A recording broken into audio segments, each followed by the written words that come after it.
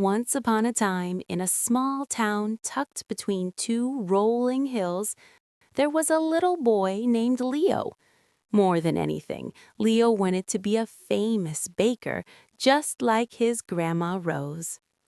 One sunny Saturday, Grandma Rose told Leo, "I am going to make my secret recipe chocolate cake for the town's big sale tomorrow.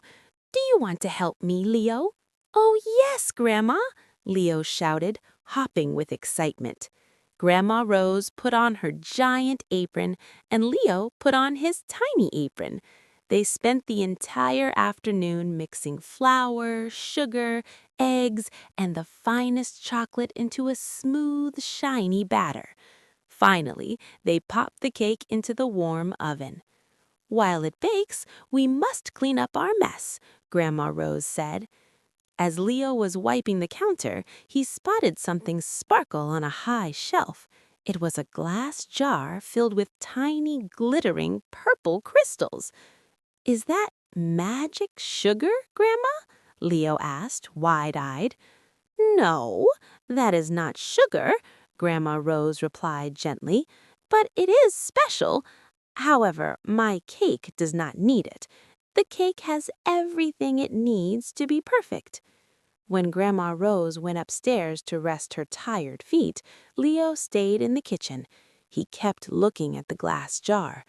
Grandma said her cake is perfect, Leo thought, but imagine how much more perfect it would be if it was magic.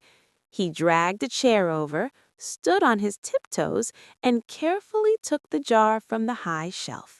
He opened the warm oven door just a tiny crack and sprinkled a handful of the purple crystals into the center of the cake.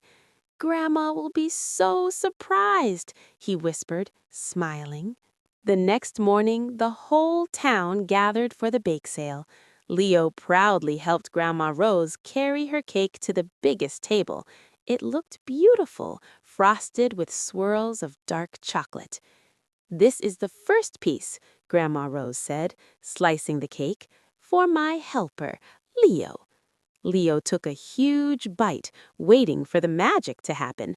But the cake didn't taste like magic. In fact, it tasted terrible. It was bitter and sharp, and it made Leo's tongue burn.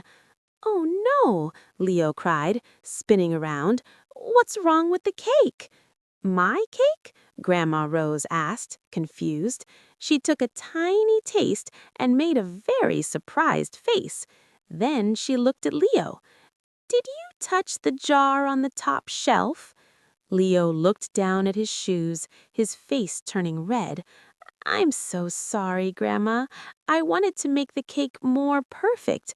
I put the magic purple sugar in it." Grandma Rose gave a soft sigh and sat down next to him. "Leo, those purple crystals weren't sugar. They were coarse sea salt, which I use only for special recipes. You added too much, and now the whole cake is too salty to eat." Leo felt a big tear roll down his cheek. "I'm sorry I ruined your cake, Grandma. I just wanted to help." Grandma Rose hugged him tight. "It's all right, Leo. We all make mistakes. But the truth is, the recipe didn't need anything extra. It was perfect just the way it was." Grandma Rose wiped away his tear. "We can't sell this cake, but we still have time to bake a new one. This time we will only use what the recipe says. And maybe we can make a small, salty cake just to remind us of today." They ran home and together baked a simple, perfect chocolate cake that everyone in town loved. The moral of the story: sometimes we want to make things extra special, but often the things we have and the people we are already enough. To have the best outcome, we must listen, follow the right steps, and trust that simple can be perfect.